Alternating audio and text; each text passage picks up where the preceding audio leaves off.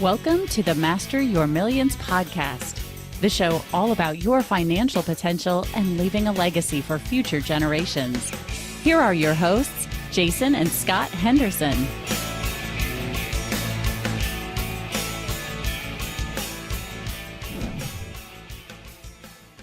Hello, and welcome back to Master Your Millions. I'm Scott Henderson, and my co-host over here is Dr. J. We're experienced investors with a huge advantage of over 100 years of wisdom and experience. Jason, how are things going today? Today is a wonderful day. I am so excited to have Devin on the phone with us, or on the phone on our podcast. It's some great background. I know he comes highly recommended, but he's more of a friend of yours than mine, Scott. However, I think that he'll have a lot for our listeners, given his background and the success he's had in generating his millions. Yes, I completely agree. Devin he's got his hands in all kinds of stuff, from a wholesaling company that's absolutely crushing it to a podcast called Mogul Mentality. Highly recommend listening to it. He's a developer, has development projects going on. He's a realtor. I mean, I don't know what he does, and I don't know how he has the time because he's got a village of little guys running around at home. But thanks for coming on, Devin. How are you doing? Doing extremely well. I appreciate you guys thinking of me and inviting me on, and grateful to be a part of it, and hopefully share some good gold nuggets for the listeners that they can take and better themselves with. So I appreciate you having me on. Yes, of course. Now, Devin, why don't you tell us how you got started on this journey? You know, you've got your hands in so many different things. Like, people are wondering, like, how do you even get started to do that many things? First off, I should say thanks to my wife for supporting me and helping me through 8 years of the roller coaster ride of real estate and entrepreneurship and business ownership. And so, yeah, I would say 8 years ago, my wife and I took the leap and said, let's do this real estate thing. You know, most of us are told we need to go to school and get that education to be happy and successful in life. And when I was 30 years old, I was barely getting my associate's degree, realizing, you know, I had no desire to go to school and I wanted to do my own thing. And real estate kind of fell in my lap, and it was like I'd always been interested in it. I'd even taken the real estate classes to become an agent years prior to that, and just never really did anything with it. And so the desire the desire was there and the interest was there, but it kind of took us almost getting to like realizing, okay, I'm 30 years old. I just had my third kid at the time, and what the heck am I going to do with my life? And I was like, well, you know, we invested into this real estate education company that would give us all of these connections and education and things. And we didn't have the money at the time, but we had some 0% credit cards, and, you know, the faith that it would work and the commitment to make it work. And so we kind of put our feet to the fire and just said, this is, you know, we're making a decision. This is what we're doing, and we're going to make it work. And so that's kind of how it got started 8 years ago. And I was still working a full-time W-2 job, providing for a young family, and still living paycheck to paycheck, but realizing, you know, there's way more opportunity out there. And so, you know, after a while, as we got educated and started learning what was out there, we got our first rental, and then we did our first fix and flip, and then we did our first wholesale. And so we were diversifying and trying all of these different things, realizing, holy smokes, there really is so many different ways to make money in real estate, and there's no right or wrong way to do it. And that just kind of snowballed into, you know, 3 years later, we had made twice as much in real estate part-time as I was making at my full-time job. And at that point, my wife was just like, yeah, what are you doing? Like, let's do this real estate thing full-time. So it was about 5 years ago is when I stepped away from my W-2 and we jumped into real estate full-time. So. Wow. That's incredible. So you said in there that you did several different things, from wholesaling to buying your first property and several things there. Did that take place over like 6 months? Did you learn about it and just acted? What happened there? Yeah, I would say the first year was probably just diving into the education, going to the meetings, networking. You know, when you don't know something, there's fear. And when there's fear, you usually don't act. But when you educate yourself and you have the connections, that's the education usually helps you overcome the fear, because now you know, you know the differences, your options, the opportunities that are there. And so the knowledge helps you overcome that fear, and then you take action when the knowledge is there, and that's, one foot in front of the other. And so, yeah, I would say the first year was probably a lot of just diving into the education, building that confidence in that education core. And then from there, it was, okay, let's go get a HELOC on our house and leverage that to buy a rental and to flip and to wholesale and do these different things. So yeah, I would say it was probably a year of education, and then after that it was taking action. I love When that. in that period, you said you networked with people. Have there been anyone, who's been like a mentor or a team that you've relied on to bounce off ideas or to help you along the way? Who's been in that role? Oh man, that's a really good, because there's honestly so many. I can't tell you how many different meetings or how many different meetups and networking groups and RIAs that I've been to over the years. And so, yeah, to pinpoint it down to one or two is pretty tough, but I would just say consistency over anything has been my key. And then again, where I diversified into wholesaling and flipping and developing, it's just been a lot of different connections. So just depending on the type of real estate that I've been focusing on or doing.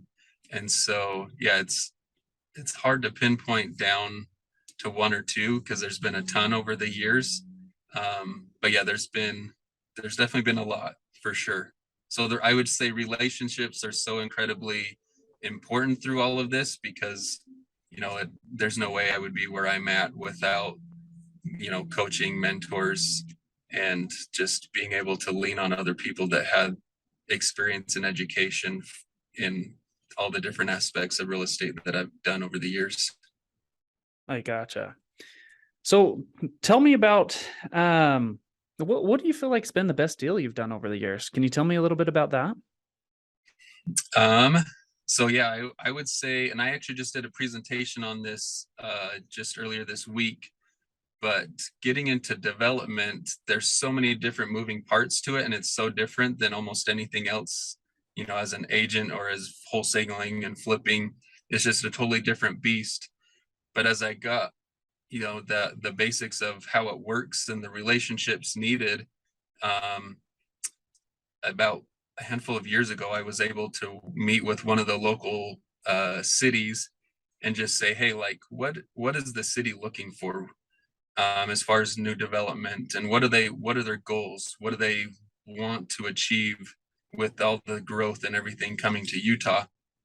And I just kind of followed up with this city manager, and at one point he basically said, hey, there's this gentleman that I know. They've been trying to get a hotel on this property, and the university right around the corner just got approved for the same hotel franchise.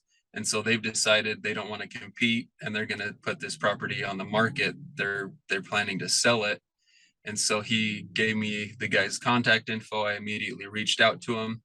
And what it was is just shy of 1.5 acres of raw land right down the street from a hospital, right down the street from a very, really good location, right around the corner from Weber State University here in Ogden.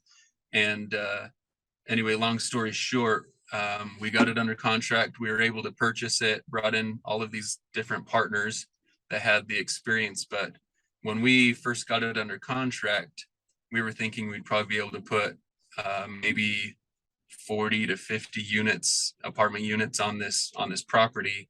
But as we worked with the city and as we brought on partners that had more experience than us, we were able to put 113 apartment units on less than an acre and a half of land. And for me, I literally had zero money out of pocket. I brought the deal, I brought in the partners, they brought in the capital, they brought in the experience. We ended up actually partnering with our GC on it, and they signed on the construction loan. And so it was quite the process. It was about a 2 to 2.5 year process to really from start to finish. And we broke ground in February, and they should be done next summer. So I would say, like, as far as like highlights or like achievements and like really cool deals to be a part of so far in my short career, I would say that's definitely one of the top ones. See, that's incredible. See, I need to point out to some of the listeners here a few things here. One is you can get into real estate and not have any capital in the deal, just like Devin did. A lot can be said for bringing a deal to the table. We have deals that come into us all the time that we just pair up with investors or people with money who come in and don't know what to do and don't have a deal, and they're just looking for a place to put some capital. And so when you start playing in this industry, you'll start understanding that it's always a win-win-win. And if you can do that, you can repeat it over and over and over again. Now, Devin, Scott, I don't know that it's only in this industry. I think the key thing here is Devin's had, number one, some education. However, he's had some imagination, right? He's been out there looking at things and finding stuff out. He hears of an idea, and then he maybe brings in some other people. And that imagination is what allows him to do a deal this way with no out-of-pocket of expense that he talks about. There are other industries that you can do that. So imagination seems to me to be one of the big key factors here, along with some education that he put the time in for it. I mean, Devin, that was, you said over a year of education. I'm assuming that's fairly often, both homework, both events, and other types of things. Is that correct? Yeah, absolutely. Yeah, for sure. Yeah, I completely agree with you, Jason. So tell me a little bit about, tell me this, Devin. When you were first starting that project, you said you were talking to the city manager all the time. How much of a role did he end up playing to help you accomplish what you ended up accomplishing? Well, he's the one that, first off, when we went and sat down with him, we just said, can you tell us of any opportunities or anything that's, on the market, or, with them being the city, they typically have really close ties, or they know way more than most people do of what's going on, what the plans and goals are of the city. So as far as like infill and in master plans and zoning and stuff like that, they know more than anyone else does. And so he was definitely crucial, and he was actually kind of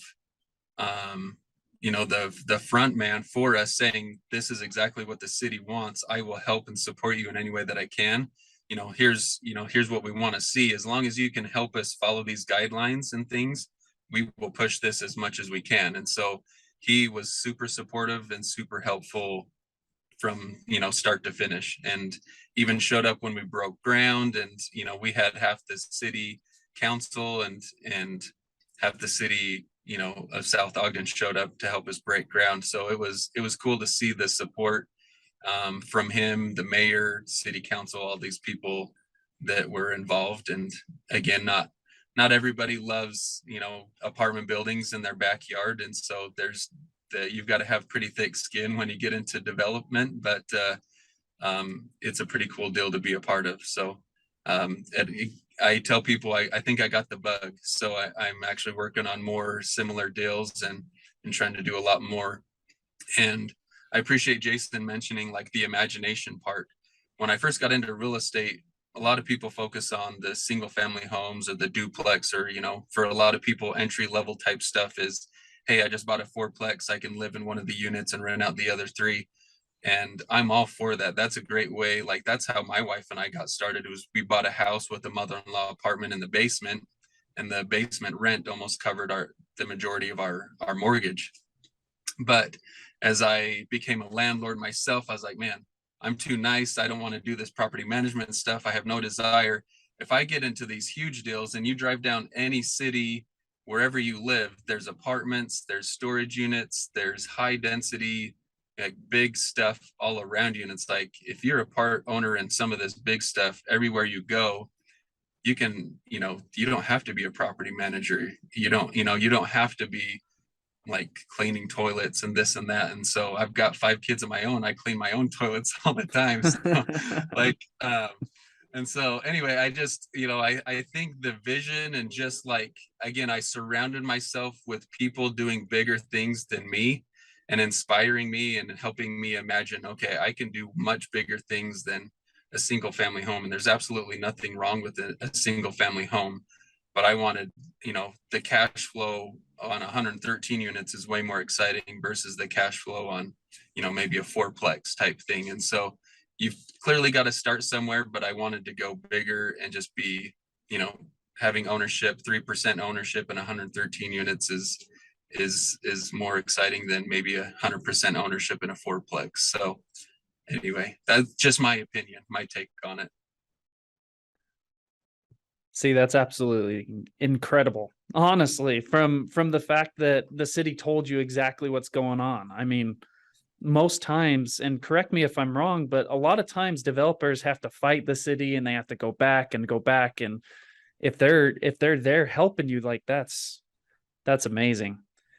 Yeah. And so I do have a short list, because not every city is proactive or friendly with the higher density stuff. And so I do have a short list of specific cities and individuals that I can reach out to. So I know, hey, when there's land available in this city or that city, I know, okay, what's the likelihood, again, if the zoning matches, or, the potential for a rezone is there, I already know, okay, this might be an uphill battle, or this might be a little bit easier than most cities, because the relationships, and they're proactive, or they're open-minded to the growth and the expansion of just, more affordable housing and stuff like that. So Certainly.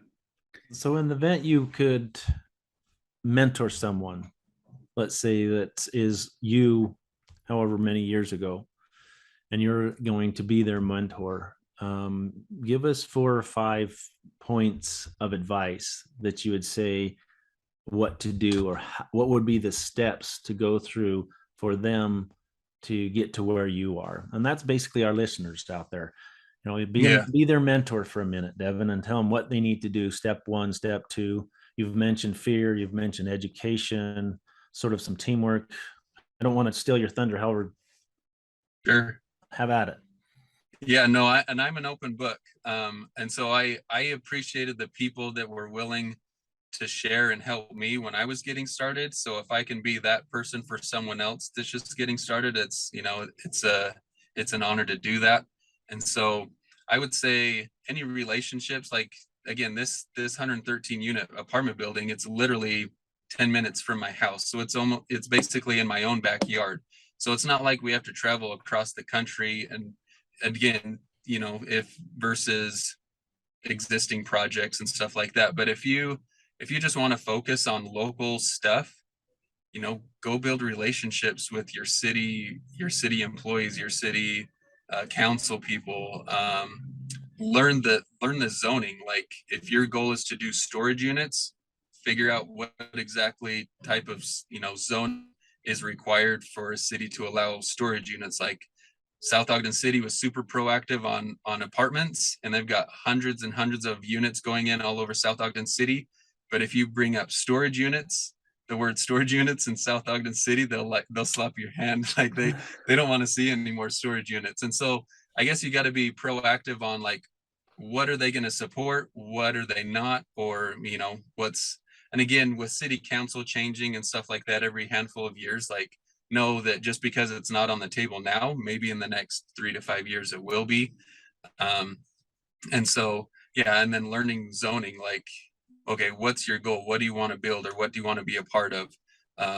If there's multifamily going on this street, it's likely that, if you find another piece of land right across the street or close by, and it's one of those busier roads, they have specific zoning and corridors where there's dedicated places for those higher density housing or those storage units, or whatever, specific type project you're looking to get into. So I would say those, the relationships with the city, learning your zoning, for sure. Relationships, like, if you usually you'll see when somebody's building something, you'll see signs that, project brought to you by so and so.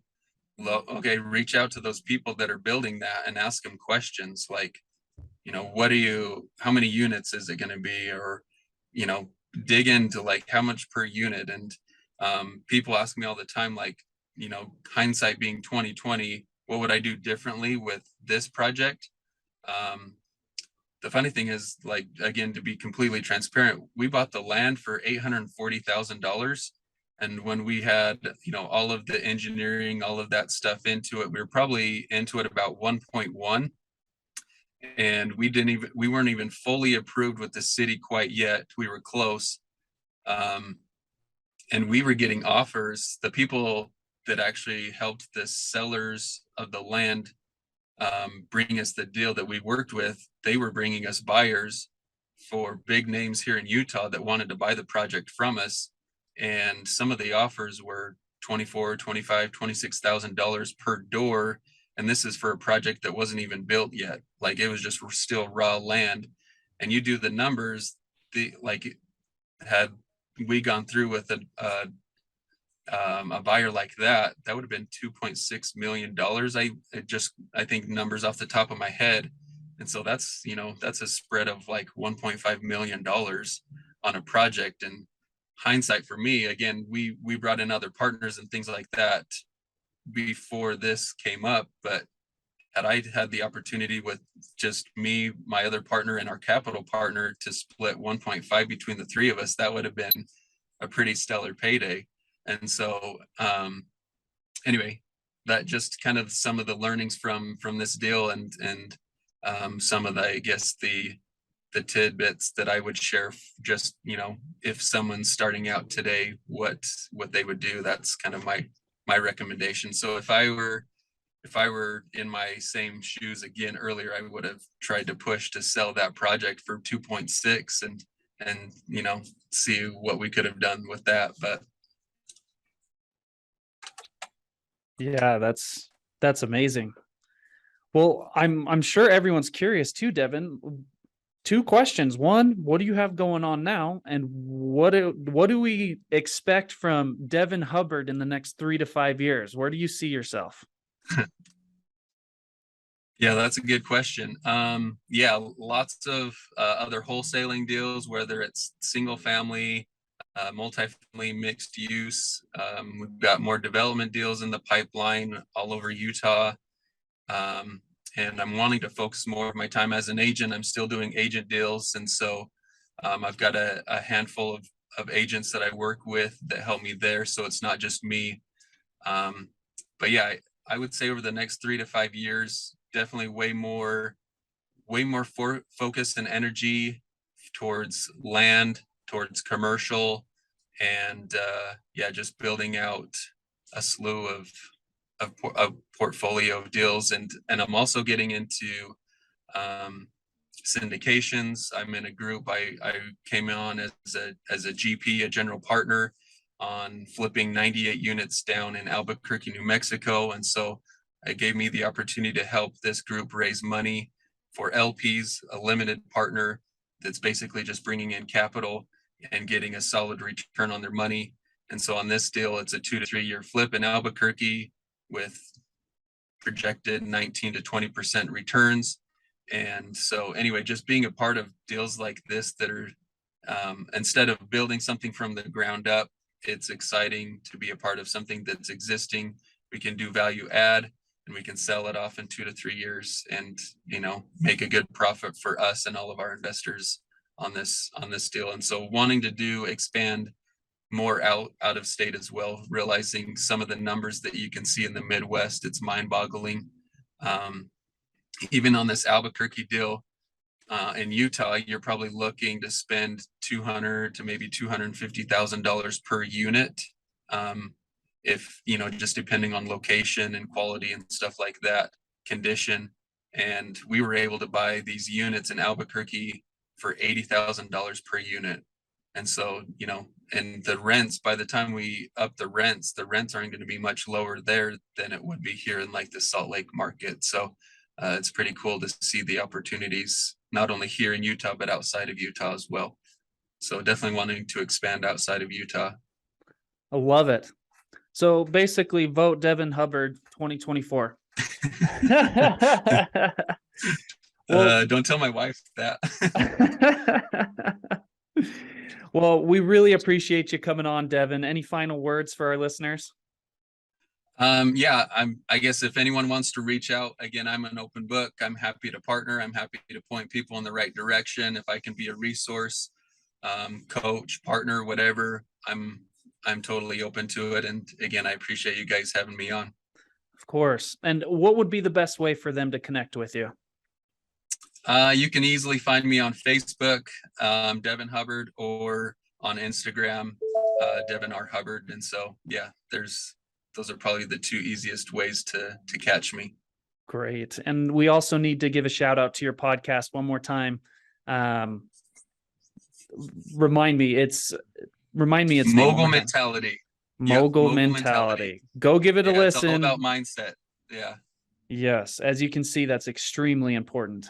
Jason, any final words? No, I wanted to thank you again, Devin, for sharing your wisdom and your time with us and our listeners. Hoping they all have learned a little bit of something here during this podcast from Devin. Thanks again. I agree. Absolutely. I was going to say, I know you guys are doing big things too. So I'd love to partner with you guys on future deals and opportunities as well. So the more the merrier. I'm looking forward to it. I know we're talking about a couple of things, so we'll make it happen. Cool. Well, thanks, guys, if you'd like to connect with us, make sure to hit us up on Facebook, Instagram, or Twitter, or shoot us an email. All links are in the show note description below.